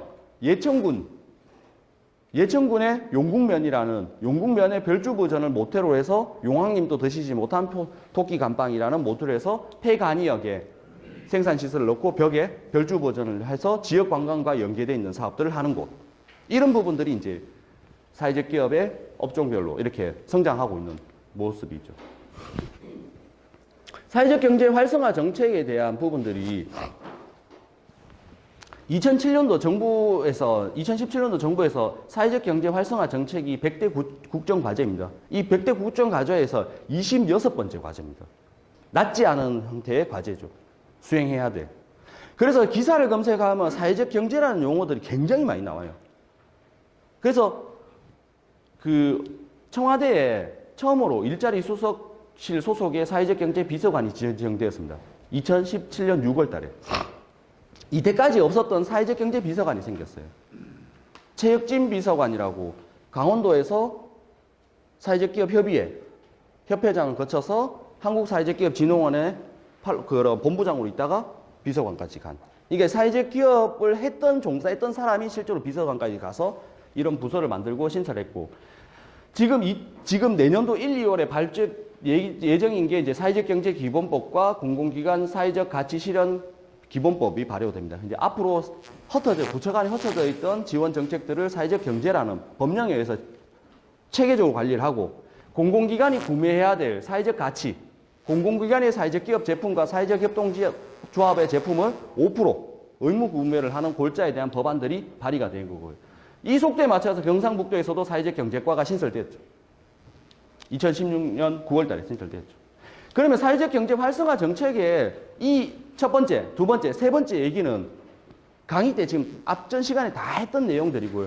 핵심적인 얘기가 그런 얘기입니다. 지역에서 이 기업들이 대기업 프랜차이즈 경쟁할 수 있고 원가 경쟁을 할 수 있고 할 만큼의 고정 시장을 주자라는 관점입니다. 그래서 돈이 밖으로 빠져나가지 말자는 관점에서 취득되는 게 가져되는 게 이제 이런 거죠. 공공기관이 총 구매, 본인이 구매할 수 있는 총량에서 5%의 범위를 사회적 기업과 사회적 기업 동조합이 생산되는 재화와 서비스를 구매해야 된다는 게 의무 구매로 이때 8월 달에는 검토하고 있었는데 11월 달에는 정책을 검색해 보시면 의무 구매해야 된다고 공시가 났어요. 그 이후에 종합상사에 이제 전화가 폭주해 주죠. 도로공사, 수자원공사, 철도청, 우정청 이런 곳에서 왜냐? 기획재정부의 평가를 받기 위해서 제일 민감한 곳이 공사들이 그런 곳에서 사회적 기업 제품을 구매하자는 얘기들, MOU를 하자는 얘기들이 실질적으로 나오는 거죠. 이게 100대 국정과제 중에 26번째 과정이 있으니까 그래요. 그래서 이제 지금 현재는 그 법령이 1, 2월에 발족되니까 그 법령을 못 담았고요. 지금 사회적 기업 육성법에 있는 법령으로 본다면 사회적 기업 육성법 제12조에 공공기관의 사회적 기업 제품 생산품의 구매 의무에 대한 법적 기준이 있습니다. 이건 공고사항입니다. 3% 이내의 공고. 지금까지 종합상사와 사회적 기업들은 이 법령으로 공공기관에 대한 부분들을 접근을 하고 연결을 했었던 부분들이죠. 그래서 공공기관의 장은 구매 계획을 수립해야 되고 구매 실적들을 발표해야 됩니다. 그래서 구매 실적을 종합해서 매년 4월 달에 고용노동부 홈페이지에 나옵니다. 그래서 더 궁금하시면 고용노동부 홈페이지 들어가서 우선구매라고 검색하면 우선구매 실적이 다 떠요. 모든 공공기관이 얼마를 구매했는지 앞으로 얼마를 구매할 건지에 대한 부분들까지도 다 뜹니다. 그냥 공기업과 준정부기관에 대한 평가는 기획재정부가 합니다. 기획재정부에서 공기업과 준정부기관의 의무 구매율을 구매 방법들에 따라 정량적인 정성적인 부분들을 평가를 합니다. 이런 부분들을 표기를 하죠. 근데 확실히 기획재정부가 상위 기관이다 보니까 공사들이 여기에 민감해요. 왜냐하면 경영평가 A, B, C, D에 따라서 기관장에 인사가 왔다 갔다 하기도 하고 성과금이 왔다 갔다 하다 보니까 이 파트를 공사에서 굉장히 많이 챙깁니다. 그래서 실제는 지방자치단체보다 공사, LH공사라든지 뭐 도로공사라든지 수자원공사라든지 이런 곳에서 원자력이라든지 이런 곳에서 사회적 기업 제품의 구매들을 더 많이 하는 편입니다. 이제 자치단체하고 지방공기업도 행정안전부에서 우선 구매율에 대한 부분들을 강화해서 평가를 합니다. 그래서 그러면 사회적 기업에 대한 사회적 협동조합에 대한 우선 구매에 대한 평가들을 어떻게 하느냐? 직접 구매와 간접 구매가 있고요. 직접 구매는 수의 계약을 하든 입찰을 하든 직접 공고를 해서 단독 사회적 기업과 연계해서 구매하는 게 직접 구매고 간접 구매는 이거는 사회적 기업으로 물건을 받기 힘든데 다른 일반 업체를 구매하면서 건설이나 뭐 식당 용역을 주면서 이 업체랑 계약을 했는데 원재료는 사회적 기업으로 조달할 것이라는 부분을 계약서에 표기하고 구매한 실적들은 간접 구매로 다 인정을 해주는 부분들입니다. 그래서 이런 구매 패턴이 되고 이 구매 실적을 집계하는 방법들은 사회적 기업이 공공기관과 처음 계약할 때, 거래를 할 때 예비 사회적 기업 지정서나 사회적 기업 인정서를 제출하면 최초 계약하는 구매 파트에서 기업명을 다 입력하게 되어 있습니다. 입력하고 사회적 기업이라 체크를 합니다. 그 이후에는 여기서 구매했던 전국에서 어디에서도 구매했던 것들이 자동 집계가 됩니다. 우선 구매에 대한 자동 집계가 됩니다. 그런 식으로 대한 뭐 그런 국가부처나 지방자치단체나 교육청이 쓰고 있는 각종 회계 프로그램에서 우리가 등록돼 있고 그것들이 자동 집계가 돼서 우선 구매에 대한 총량이 표기가 됩니다. 그럼 우리 도에서는 사회적 경제를 활성화시키기 위한 노력들을 지속적으로 하고 있는데 경상북도에서 이런 거죠. 사회적 기업 제품 우선 구매 협조 안내를 직접 구매와 간접 구매가 있는데 이런 부분들의 공문들을 한 1년에 3번 정도 우리 지역에 있는 공사들과 공기업들에 대해서 지방자치단체를 포함해서 다 공문을 계속 발송해 주는. 그리고 이런 거죠. 어느 날 어디 공사가 사회적 기업 우선 구매를 해보고 싶은데 그냥 이렇게 수신서 참조 말고 우리 공사만 이름을 표기해서 하면 산출 근거를 명확하게 해주고 싶다고 하면 도에서도 그렇게 공문을 지원해 줍니다. 실제로 이런 경우도 있었어요. 김천혁신도시가 조성이 될 때 장애인 편의시설을 생산하는 사회적 기업이 있는데 가서 납품을 하고 싶은 겁니다. 공공기관들은 장애인 편의시설의 의무 규정이 있으니까 그걸 경북에서 유일한 생산하는 기업인데 그걸 납품하고 싶은데 거기서 김천현 혁신도시에서 안 돼. 사회적 기업 우선 구매 안 돼. 모르겠어. 이렇게 얘기해서 거기에 답답해서 이제 찾아왔고 그걸 도에 보고했고 도에서는 다시 김천현 혁신도시에게 이렇게 공문을 내렸죠. 사회적 기업에 대한 우선 구매 협조 요청에 대한 부분들을 표기를 하고 그 기업이 찾아갈 수 있다. 설명을 할 수 있게 해달라고 뿌렸고 그 기업이 그 공문을 뿌리고 난 이후에 들고 가서 홍보를 해서 실제로 2건을 낙찰을 했죠. 그런 부분들이 될 만큼 이제 이런 거죠. 현장에 사회적 경제 조직이 실제로 판매와 홍보를 하고 싶다면 거기에 능히 지원해 줄 수 있는 체계를 맞추고 있는 부분들. 그리고 이제 자치단체에서도 이런 얘기를 하죠. 찾아가는 사회적 기업 우선 구매 설명회나 이런 부분들을 지속적으로 자치단체 단위도로 뿌리고 있죠. 원래 안동시 협약을 이틀 전에 안동시 시장님하고 종합상사하고 협의회하고 같이 해서 우선 구매 협약을 했고요.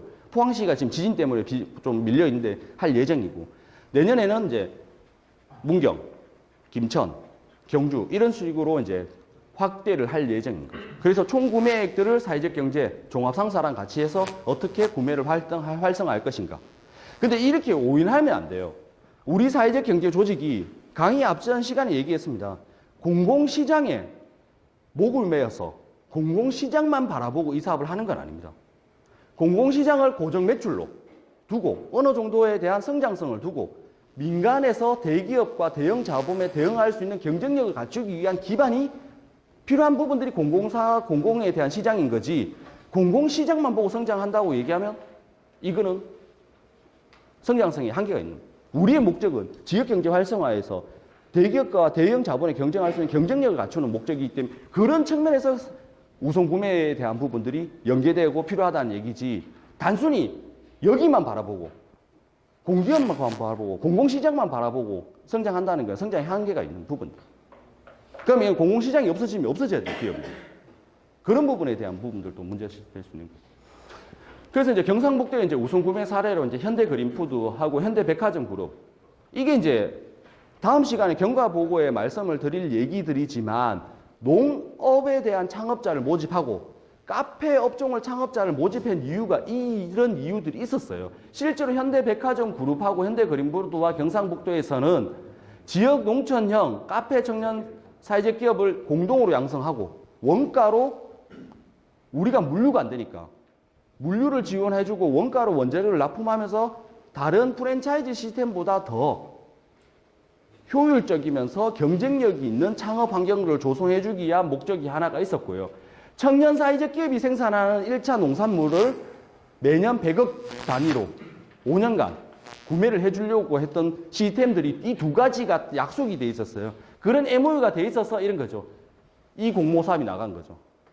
프랜차이즈 카페형과 농촌형, 유통지원. 그래서 정직하게 생산하는 생산자의 청년 농업인과 카페를 열성적으로 운영할 수 있는 청년들이 실패하지 않는 창업 모듈들을 한번 만들고 싶었던 부분들입니다. 그런 부분들을 지금 MOU를 통해서 하고 있고, 우리 이제 경주 엑스포에서는 이제 그런 60개의 체험 부스를 사회적 기업에게 무상으로 지원해줘서 공연과 체험을 하는 사회적 기업들이 무상으로 활동할 수 있는 그 부분들을 제기하죠. 이런 부분들에 대한 기능과 우선 구매 제도들을 경상북도와 종합상사가 지속적으로 하고 있는 부분들. 이제 여기서 가름하면서 말씀드리고 싶은 게 있어요. 여기에서는 내년도에 카페로 창업하고 농업을 하는 사회적 기업으로 갈 수 있고 농촌의 사회적 기업, 농촌형 사회적 기업을 하실 분들도 있지만 현재 사회적 기업을 운영하고 있는 청년이 이런 창업 사업을 받아서 지역의 도시재생 사업을 할 때 청년 창업자들을 교육시켜서 기능들, 우리가 지금 못하고 있는 교육과 컨설팅 기능들을 해보고 싶은 사람들도 있습니다. 근데 본질에 대한 얘기를 한번 해보고 싶은 게 있었어요. 꼭 오늘 얘기하고 싶었던 부분들이 여기 안 오신 분들도 있고 한데, 그 현대백화점 그룹에서 매년 뭐 1억이든 2억이든 지원해주는 사업이 있고요. 민간에서, 정부에서 말고요. 현대자동차 그룹에서 해주는 사업도 있고요. SK행복나눔재단에서 해주는 사업도 있고, 신한은행에서 지원해주는 사업도 있고, 모든 지원 사업들이 있습니다. 그런 각종 지원 사업이 있는데 1년차 예비 사회적 기업과 미창업 기업들이 여기 다 참여해요. 정신없이 참여해요. 근데 제가 경고를 합니다. 그거는 1, 2년 후에 사업이 안정되고 나서 받으면 효과적으로 성장시킬 수 있고 지금 여러 가지 사업을 붙여서 뭔가를 해보려고 하면 외부 자금에 의지해서 뭔가를 하는 거랑 똑같다. 근데 이 본질적인 얘기가 첫 시간에 얘기했을 텐데요. 이런 얘기죠. 사회적 기업이 되고 10명을 채용했는데 중도 퇴사율이 70%면 이 기업은 망한 겁니다. 사람을 채용해서 교육시키다가 볼일 다 봐요. 2년 내내. 여기에 1억을 붙이든 5천만 원을 붙이든 2천만 원을 붙이든 뭐가 문제겠습니까? 사업이 안 돼요. 그건 밑빠진 독에 물 붓기입니다. 근데 창업사업의 심사를 제가 굉장히 많이 하지만 이런 겁니다. 여러 가지 유형의 창업사업에 막 계속 넣어요. 좋습니다. 한 개 됐습니다. 한 개 됐으면 본질을 충실해야 되는데 또 뭐냐면 외부 기업들이 운영하는 창업사업에 다 넣어요. 지금의 경북에 있는 청년들이 어느 정도는 이런 문제가 있습니다. 그러니까 외형적인 퀄리티에 너무 많이 빠져 있어요.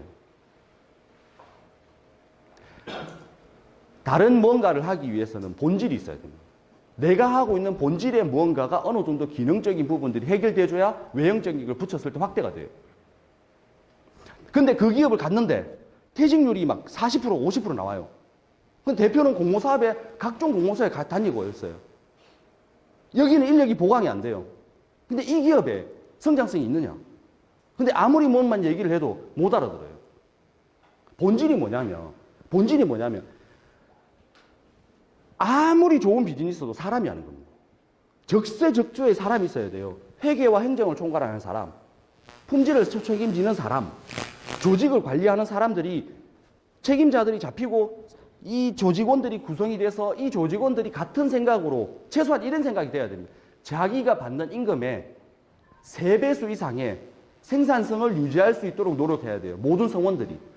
그걸 받기 위한 최적화된 임금이 얼마인지를 설계하는 이 일을 하기에도 바빠요. 1년에서 2년 동안. 그걸 하고 나면 이인 거죠. 내가 그 다음에 뭔가를 하고 싶은 게 생겨요. 그때는 어떻게 해야 되느냐. 그때 외부 공모사업을 붙이면 바로바로 성장합니다. 지금 외부 공모사업 1,000만 원, 2천만 원을 받는 게 지금 1년 차에 도움이 되느냐? 하나도 도움이 안 돼요. 그거 받으려면 서울에 한 5번 왔다 갔다 해야 됩니다. 사업계획서 쓰려고 며칠 한 2달 정도를 날려버려요. 그러면 이런 거예요. 그 1,000만 원을 외부에서 받는 게 중요한 거고, 제 같으면 이렇게 생각해요. 이 조직을 빨리 성장시키고 그 1,000만 원을 버는 게 더 빨라요. 근데 지금 만연해진 생각들이 고민이 그거예요. 걱정이. 외부에서 볼 때. 걱정이. 지원금을 엎쳐서 뭔가를 하고 싶어 하는 사람들이 더 많아지고 있어요. 그러니까 이런 거죠. 헛수가 많아지고 있어요. 근데 그게 2, 3년이 지나면 그게 거품으로 되돌아서 다 사라질 것 같아요. 그 사람들. 저는 그게 걱정이에요. 그런 공모사업은 한 해, 두 해만 충실하게 해서 본질만 살리면 제가 아까 책을 얘기했잖아요. 세상을 바꾸는 대한사회적 기업. 그거를 공부해서 우리 미션에서 그걸 넣어서 사업계획서를 만들면 어떤 공모사업이든 다 석권할 수 있습니다. 혁신적인 아이템이 없다고 얘기합니다. 모든 공모사업에. 그러니까 그런 부분들의 본질적인 부분들을 보고 지금 얘기했던 강의 시간에 얘기했던 사회적 경제가 지역에서 왜 필요하고 어떤 기능을 해야 되는지를 생각하고 실현 가능한 비즈니스를 잡고 누구랑 같이 어떻게 일할지를 생각한다면 이 4개만 잡는다면 안정성, 성공 확률이 70% 이상이 올라가요. 위험성이 그만큼 줄어듭니다. 그걸 1, 2년 집중하고 나서 내가 하고 싶은 플랫폼을 막 붙이면 지역에서 더 자유롭게 날아갈 수 있어요. 그러면 이런 거예요. 지역에서 본인들만 찾을 거예요. 그래서 지역에서 정말 믿고 신뢰할 수 있는 한 가지만 약속해 주십시오. 보조금 횡령, 유용, 도용하려고 하는 노력보다 이 보조금을 빨리 실현을 시켜서 정조직화시켜서 사업을 확대시켜서 비용을 벌 수 있는 길이 더 빠릅니다. 그거를 더 고민하고 노력하고 잡아주면 이 중에서 같이 성장할 수 있는 기업들이 많이 생길 거라고 확신하는 거고, 그리고 여러분들이 지역에서 중심이 되어서 여러 사례들을 만들어가고 싶어요. 지금 어느 지역도 도시재생 사업이 시작되는데 어느 지역도 그 도시재생 사업을 총괄 관리할 수 있거나 확대시킬 수 있는 조직이 없어요. 이건 팩트죠.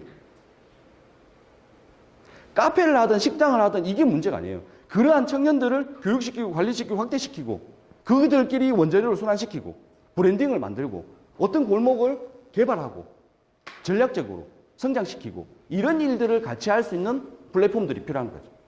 그래서 저희가 조금 더 이런 교육에 지금 강점을 두고 있는 부분들이 그것들을 같이 논의해서 이 중에서 30%만 자리만 잡아도 저희는 성공하는 거죠.